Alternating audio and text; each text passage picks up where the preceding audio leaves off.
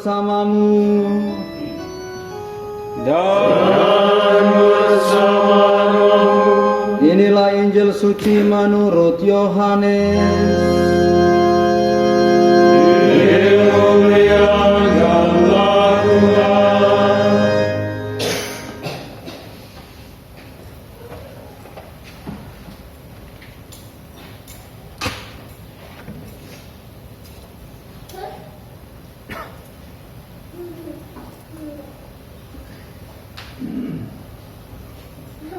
Pada mulanya adalah firman.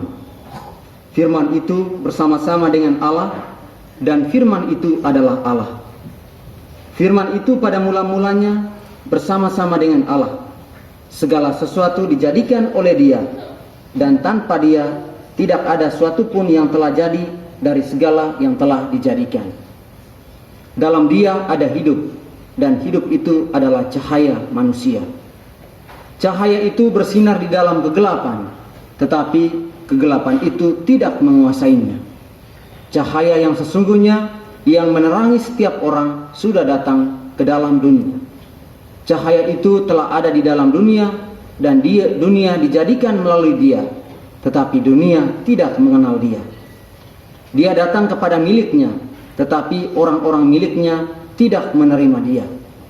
Namun semua orang yang menerima Dia diberinya kuasa menjadi anak-anak Allah, yaitu mereka yang percaya dalam namanya, orang-orang yang dilahirkan bukan dari dari darah, atau dari keinginan jasmani, bukan pula oleh keinginan seorang laki-laki, melainkan dari Allah. Firman itu telah menjadi manusia dan tinggal di antara kita, dan kita telah melihat kemuliaannya, yaitu kemuliaan yang diberikan kepadanya sebagai putra tunggal Bapa, penuh anugerah dan kebenaran.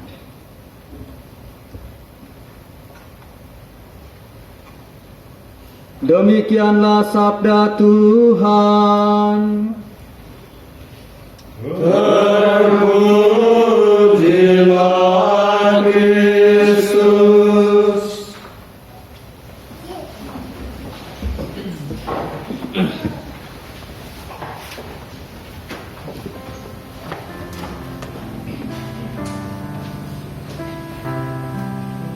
Bapak, Ibu, saudari-saudara, para frater sekalian, sekali lagi selamat pagi untukmu semua.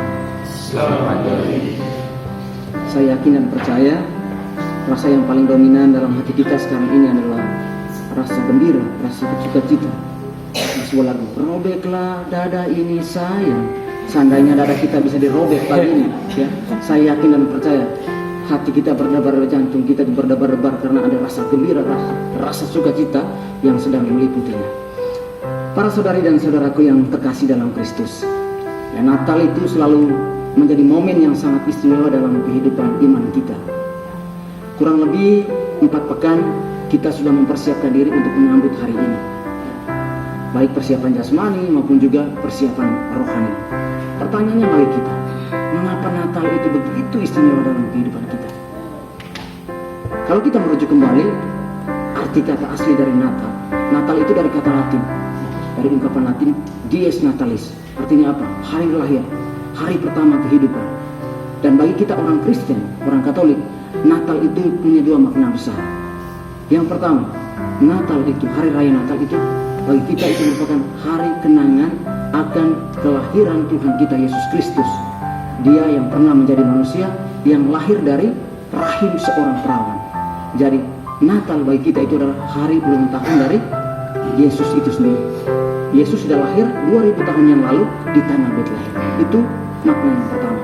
Makna yang kedua, hari Natal itu merupakan hari ulang tahun kelahiran kita. Ketika Allah menjelma menjadi manusia, kita dilahirkan secara baru. Kita dilahirkan menjadi anak-anak Allah. Kita dilahirkan menjadi putra-putri Allah. Kita menjadi bagian dari keluarga Allah. Jadi Natal itu bukan hanya mengenangkan kelahiran Tuhan kita Yesus Kristus, tetapi juga hari kelahiran kita, hari pertama kehidupan kita sebagai anak-anak Allah, sebagai putra-putri Allah. Jadi pada hari ini terjadi sebuah pertukaran yang mengagumkan. Ya, dalam bahasa para fraterisim, mirabile commercium, artinya pertukaran yang mengagumkan. Allah menjelma menjadi manusia, Allah mengambil bagian dalam kehidupan manusia, sedangkan manusia diangkat menjadi putra-putri Allah, mengambil bagian dari kehidupan ilahi Allah itu sendiri. Jadi pada hari ini sebenarnya kita bukan hanya bernyanyi Happy Birthday to Jesus, tetapi Happy Birthday for us. Bukan hanya bernyanyi selamat ulang tahun kepada Yesus, tetapi juga selamat ulang tahun untuk kita sekalian sebagai anak-anak Allah.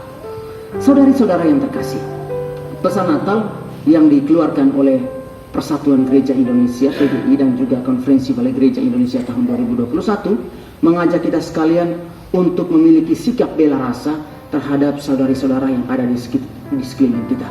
Siapakah saudari-saudara kita ini? Saudari-saudara kita ini adalah orang-orang yang mengalami kesulitan dalam kehidupan mereka, orang-orang yang mengalami penderitaan, secara khusus orang-orang yang membutuhkan pertolongan daripada kita. Dan bacaan-bacaan suci yang kita dengarkan pada hari ini bercerita tentang ini, bercerita tentang Allah yang menjelma menjadi manusia, yang menjadi bukti bahwa Allah sungguh-sungguh berbela rasa terhadap manusia yang tinggal di dalam penderitaan akibat dosa itu sendiri. Para saudari-saudaraku, dalam bacaan pertama yang diambil dari kitab Yesaya bernubuat tentang Allah yang datang menyelamatkan bangsa Israel. Kita tahu bersama bahwa bangsa Israel sedang mengalami kekecewaan yang luar biasa akibat raja mereka yang membawa mereka bukannya pada kebahagiaan tetapi pada berbagai macam penderitaan. Oleh sebab itu mereka sangat yakin bahwa raja yang sebenarnya yang patut mereka percayai, yang patut mereka sembah, yang patut mereka tunduk itu adalah Allah itu sendiri. Dan Allah yang menjadi raja mereka akan mengutus seorang anak, seorang putra yang akan menggembalakan mereka. Dan mereka semua diajak untuk apa?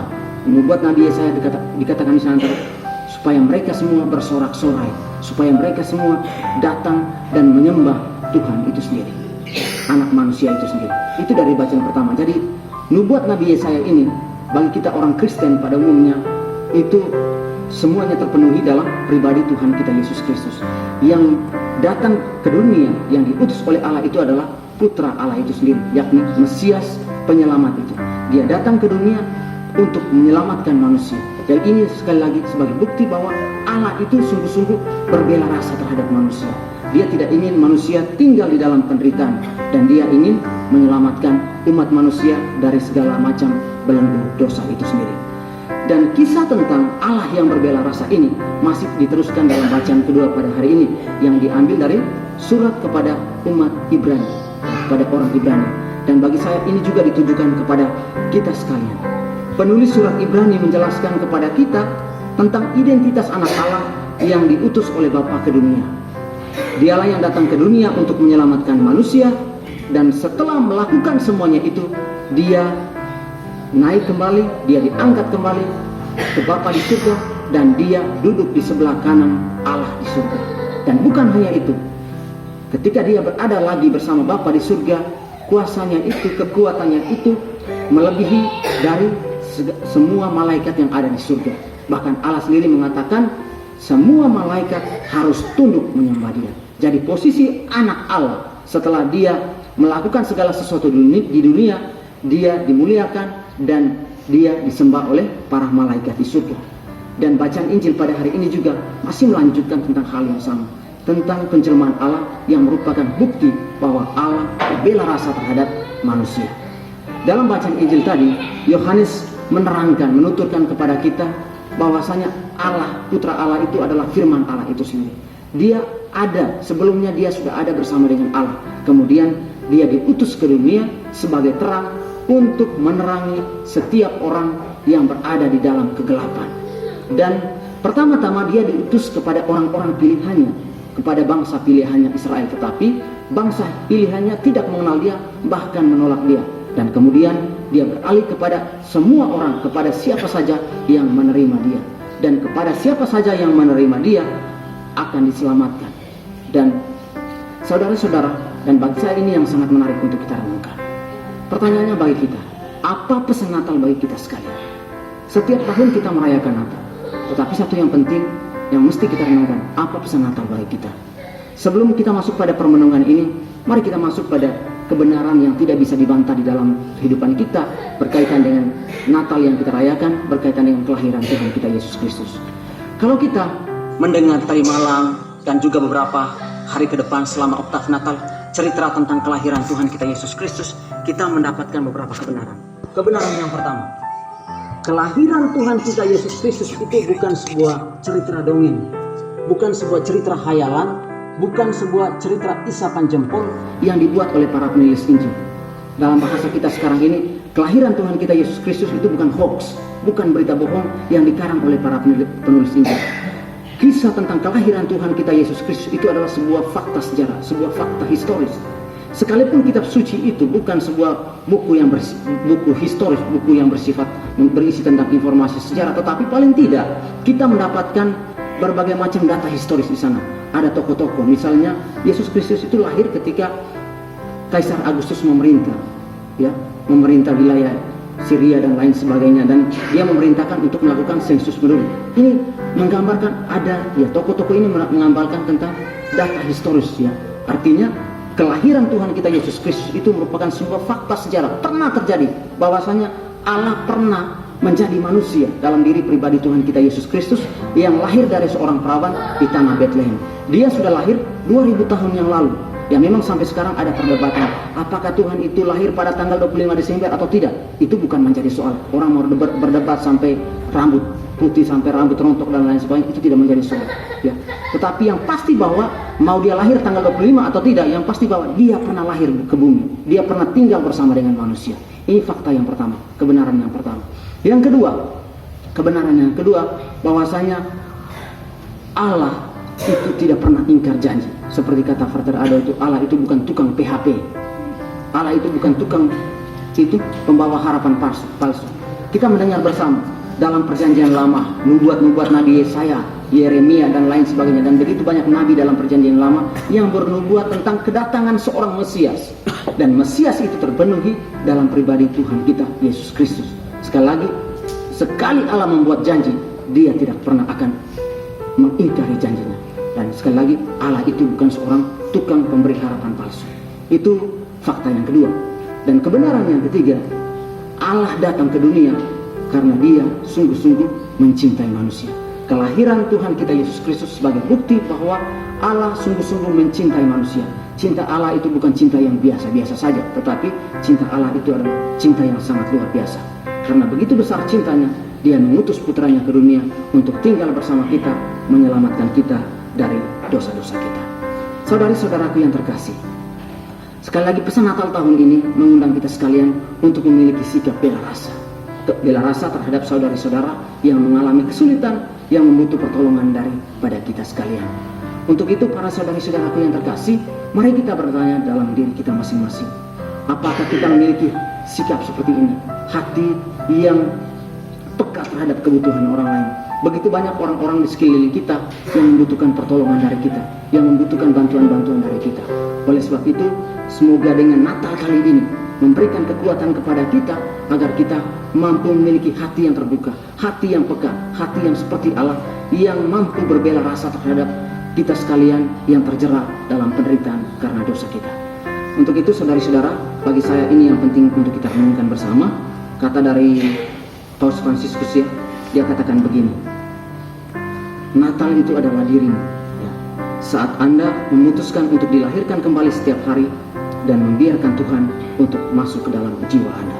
Sekali lagi, saudaraku sekalian, mari kita memohon kekuatan dari Tuhan agar kita mampu berbela rasa terhadap setiap orang yang kita jumpai di dalam kehidupan kita. Dan bela rasa kita harus melampaui ikatan darah, harus melampaui ras, suku, agama dan lain sebagainya. Kita harus mampu mencintai semua orang tanpa memandang siapa dia, apa yang dia miliki dan lain sebagainya. Dan ketika kita mampu menolong satu sama lain, kita sebenarnya sungguh-sungguh menghadirkan Kristus. Tuhan Yesus itu sungguh lahir dalam kehidupan kita. Matius katakan, ketika kita melakukan segala sesuatu terhadap saudari-saudara kita yang paling membutuhkan, semuanya itu kita lakukan bagi Kristus. Semoga Tuhan membantu kita.